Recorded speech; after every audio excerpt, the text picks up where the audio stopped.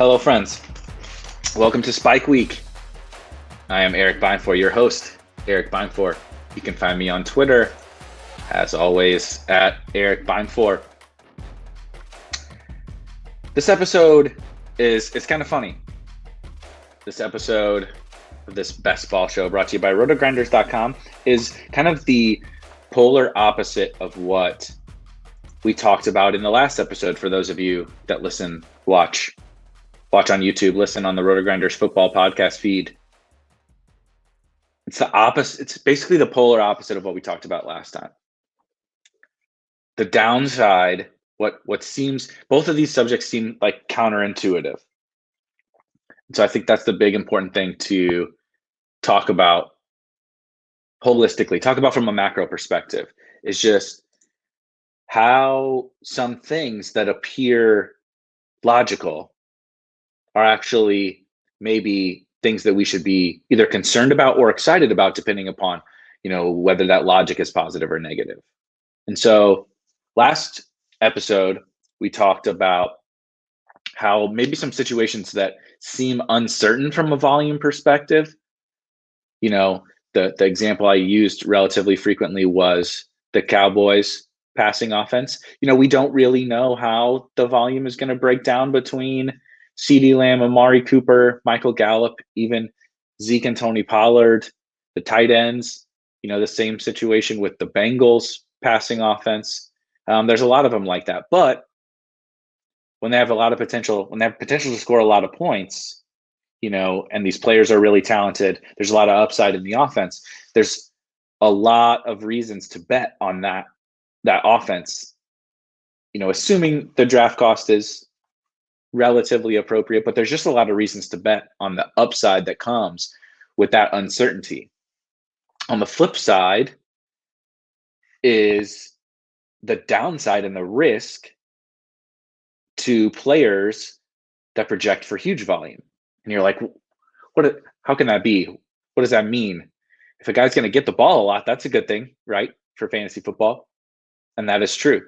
However, we have to start kind of by assessing the market really on every player, but certainly on players who project for a large amount of volume.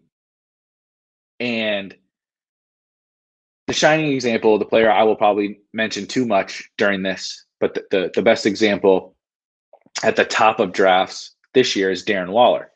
I like Darren Waller. This is not a pound on the table and say fade Darren Waller episode. That's not what we're trying to do here. I have drafted Darren Waller, and I think every player, including Darren Waller, fits pretty much every player. I don't want to say every player. Almost every player fits into certain best ball roster constructions, depending upon how your draft is going, how your team is coming together, depending upon where they fall, in ADP, compared to their ADP, depending upon what your draft room is doing, what your opponents are doing. Almost every player has some role on a best ball team. However, we really have to be smart about how we assess the market on players that project for huge volume. And that's for a bunch of different reasons. But holistically, not even just players that project for huge volume. When you have the entire market that believes one thing to be true, and they are drafting a player as if such thing is true, oftentimes it behooves us to take the opposite approach and say, okay, the market is certain that Darren Waller is going to get the same insane amount of volume that he got last year, because how could he not, right? He doesn't have any more competition for targets, blah, blah, blah. He's the center point of their offense. It's probably true. But the entire market has made this stand on this player. And the best example it's a little fluky, and I kind of dislike using this example, but it happens all the time last year. The opposite end of that spectrum that happened last year is Stephon Diggs, despite being clearly one of the most talented wide receivers in the NFL, on a new team with target competition, but not really, right? John Brown and Cole Beasley and such were kind of target competition, but Stephon Diggs was clearly the best wide receiver on that team. And clearly, just due to that ability, had the potential to earn a massive share of the targets. Now, we didn't. No one foresaw the Bills becoming the pass happiest team in the NFL, and so that's kind of why I dislike using that example. But the point still remains that the market decided one of the best wide receivers in the NFL, potential to be a very clear alpha in the Bills' offense, wasn't really worth picking. He was a 6th round pick. He's going in the 6th round last year, which is kind of funny to look back on. But the market was clearly down on Stephon Diggs last year. They didn't project him for big volume.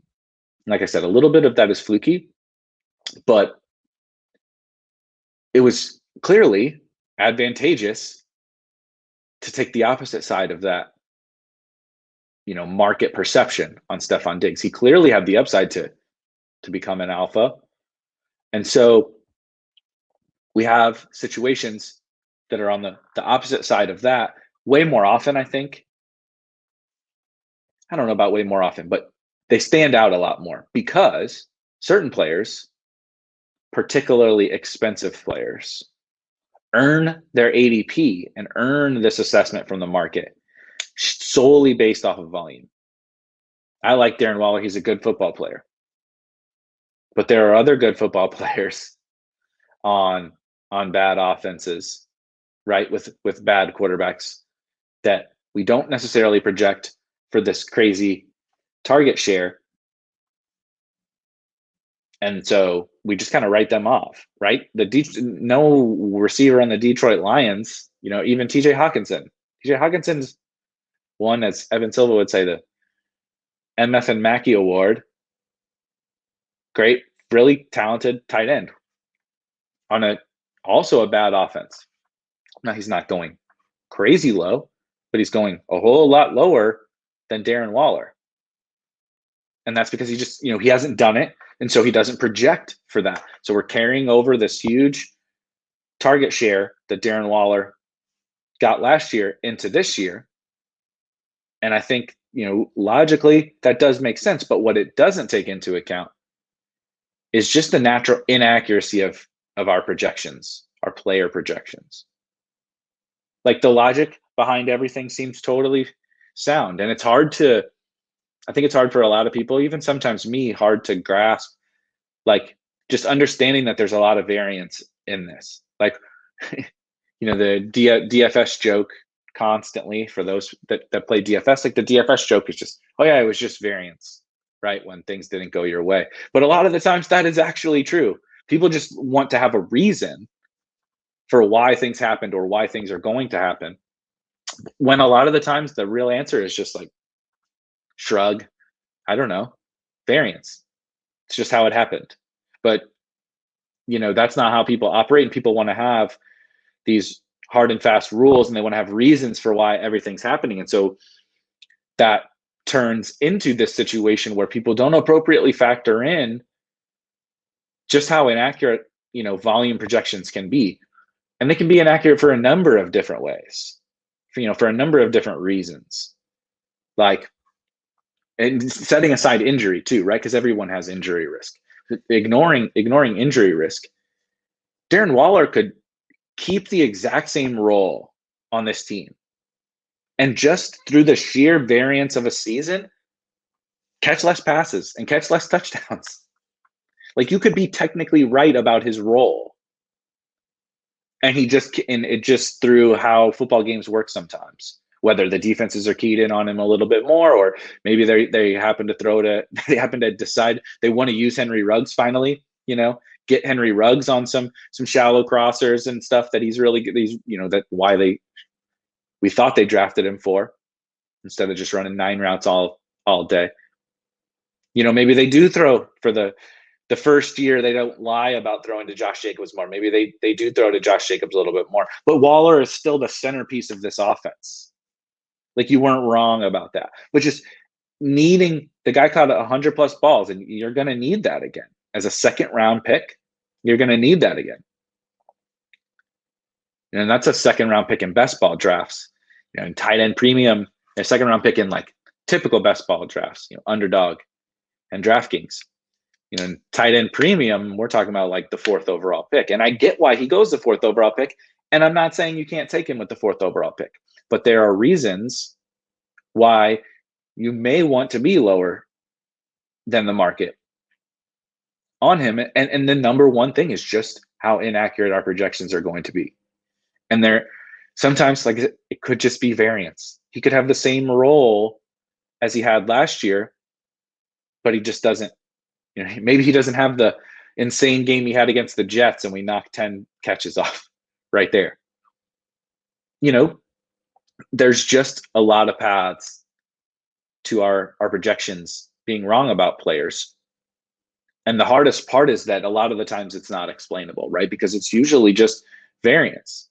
The other thing that we don't think about is, what if the Raiders are a little better? I would make the argument that the projection inaccuracy is more likely to be that the Raiders are just that bad. And so people are overvaluing this alpha role.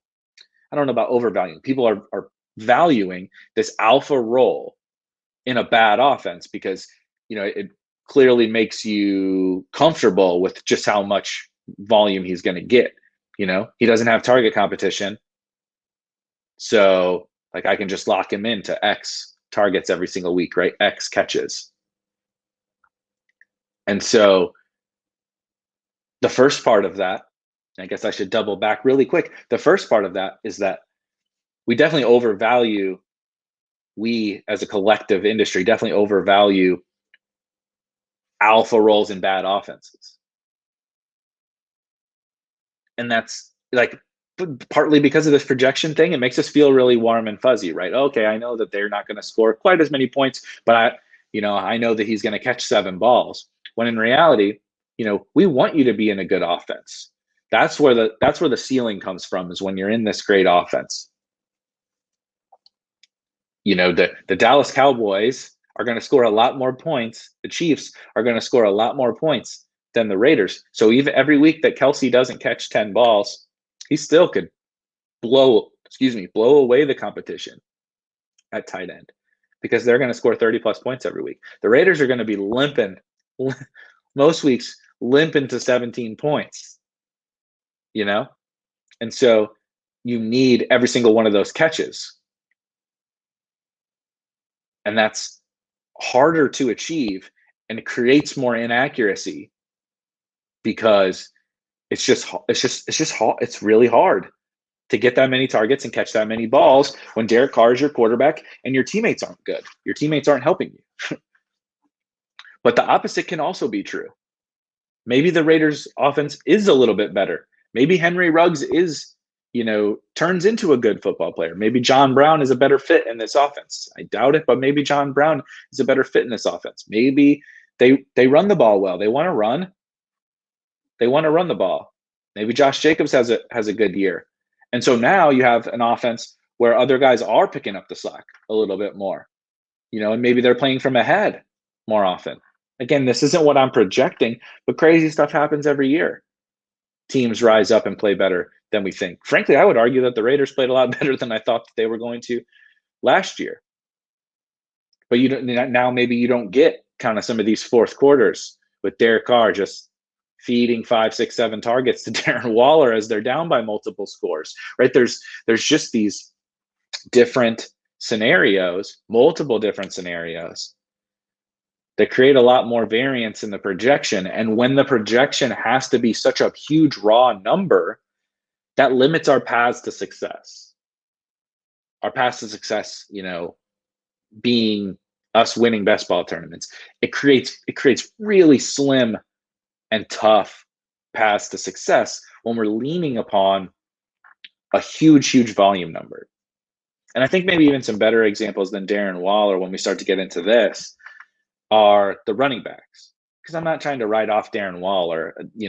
Any tight end that has the upside, he's shown the upside of more than 100 catches.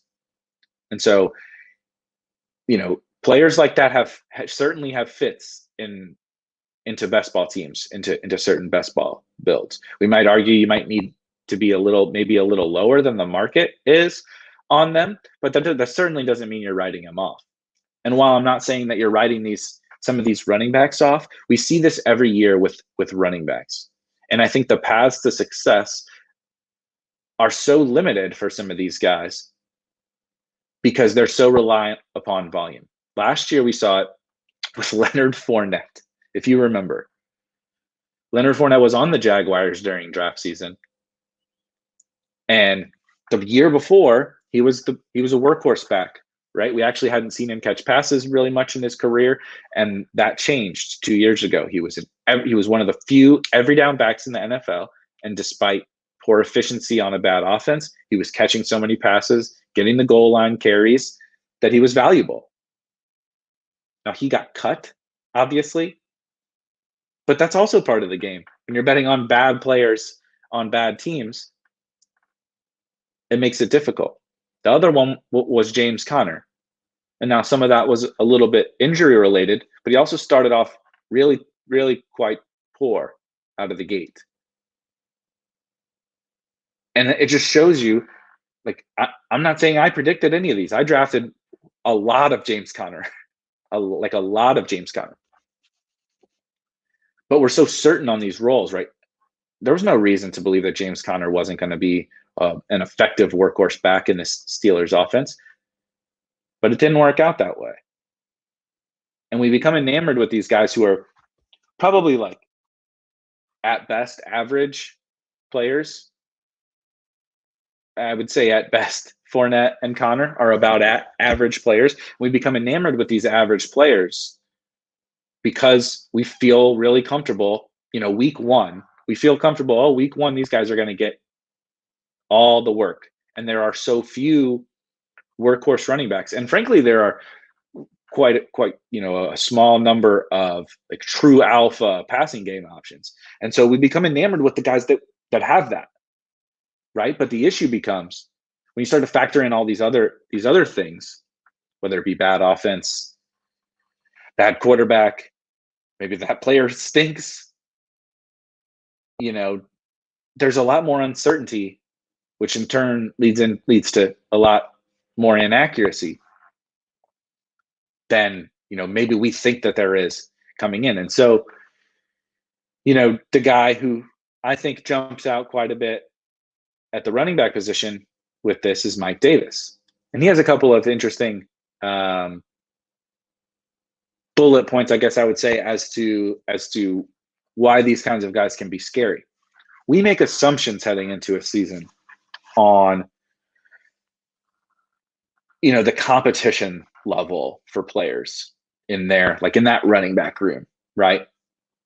The Falcons don't have any other running backs. It's Quadri Allison and Javian Hawkins, Cordero Patterson, right? And we just saw Mike Davis play a workhorse role in relief of Christian McCaffrey, and so we feel so certain that, like, he should get all the work in that backfield, and he's certainly going to play on third downs, and he's certainly going to play at the goal line. But, like, we don't know that, right? Just to be blunt and totally simple, I would project that too. But, like, Mike Davis is a fine player, and he actually looked pretty good last year. But this isn't some game-changing running back, right? He's still not Christian McCaffrey. He's not Saquon Barkley. He's not Alvin Kamara. He's not Derrick Henry, whatever. And so he's on what's maybe a significantly worse offense without Julio. The upgrade to Arthur Smith is nice, but maybe a significantly worse offense on a team that's probably not winning a lot. And so while it seems like this type of player should generate all this volume to make him, a fourth round selection, like, there's a lot more uncertainty around that than anyone really wants to give credit. That uncertainty means you don't have a very clean path to success. You're path to success is solely this workhorse role, right? There's all these running backs getting drafted throughout the entire draft, but also at the top of drafts. They don't need, Alvin Kamara is one of the top picks in the fantasy football every single year, and he doesn't need the workhorse role to pay off, right? He's never had it. He's never gonna have it. It's not how they operate. Even Derrick Henry. Derrick Henry still doesn't play third downs and still doesn't catch passes, but he's earned a huge role, a huge fantasy role in the fantasy landscape without it. And so, there's really not only upside on those guys, but it creates paths to success for all these other players, because if we're wrong on the low end, that's okay. We're expecting them to be, 50, 60, 70% backs. When you need the player to be the 100% back, and then you factor in, maybe it's not a very good team. Maybe they're losing in the second half, and why is maybe a tanking team giving Mike Davis 100% of the snaps? They're probably not, right? And then you factor into the best ball tournament aspect, where you have to get to the playoffs, but those late weeks, those final 3 playoff weeks, are the most important weeks of the season. And so, do you have a payoff for that kind of a player? Not only do they need the volume the whole entire year to help get you there, because that's the only way that they're going to provide value, right? They need a workhorse role because of whatever issues that there are with their situation or their personal talent. You need all that volume the entire way. We know how uncertain that volume can be. And then you have the issue of the fact that they have to be doing it months from now. It's not just about week 1. And I think sometimes we struggle with that too. Like, that it's not just about week 1 and how we're projecting a guy week 1. I think Mike Davis probably does play the majority of the snaps week 1. But what about late in the season? Atlanta's not going to be very good. Spoiler alert. Their defense is still bad. Matt Ryan's getting older and Julio is gone, and they have no cap space. That's why they traded Julio. So you have a journeyman running back who's a fine player, but what in week 15 or 16, when they're out of the playoffs, are they really giving Mike Davis 100% of the touches? I want guys that give me a payoff that win me $1 million, right? Ultimately, is what we're trying to do. We're trying to win $1 million in these huge tournaments, or 100,000 or 10,000 or whatever it is in the contest that you're playing in. And so all these different factors have to come into play. And so I'm not trying to make this a Darren Waller and Mike Davis suck episode, because that's certainly not the case. And like I mentioned, almost every player has a role on a best ball team in a whether it's a certain structure that you're drafting there, whether they fall to a certain point, or whether your opponents are doing something that means you should, be zigging when they're zagging. Whatever. Players have roles in our best ball drafts. But when it comes to, creating our own assessment of a market and putting together our portfolio based on that market, some of these players that need huge volume to pay you off, and even when they get the huge volume, you start to become concerned about if the payoff is really, really there. Maybe those are the guys that we need to be lower than the market on. Just a little bit lower will probably do you justice on Darren Waller. The guy's going in the second round, and he just keeps going higher every draft I see. He went like at the beginning of the second round in a draft I just saw. Like, the market is not slowing down on these guys with huge volume. Underdogs Josh Norris is really high on Mike Davis, and there's other people really high on Mike Davis, and I totally understand why. But their steam, they're not slowing down. The steam is not slowing down. People aren't going to listen to me when I say the projections are going to be inaccurate, and it's because of it's because of variance. People don't get the warm and fuzzies from that, and so that's an advantage for us, right? Taking these players when it makes sense in our drafts, as opposed to forcing them in and needing the absolute optimal scenario from that player in order for them to pay us off. And even then being maybe slightly concerned about what that payoff is. Finding the path to success, finding the guys with the paths, with the cleanest paths to success is always going to be better for us. And some of these guys with, the necessity for huge volume over the course of the entire season typically do not have the cleanest paths to success. So that's it. That'll wrap us up on the huge volume. I know talking bad about the huge volume always triggers a lot of people. So maybe we'll get some people triggered. As always, if you have any questions, comments, feedback, hatred, whatever, you can find me on Twitter at Erik Beimfohr. Leave me a note, drop a comment, drop us a like, subscribe if you're watching this on YouTube, and I will be back. I will be back shortly going through. We're going to be really starting to hammer out some of these different strategic discussions, and I will catch you guys next time.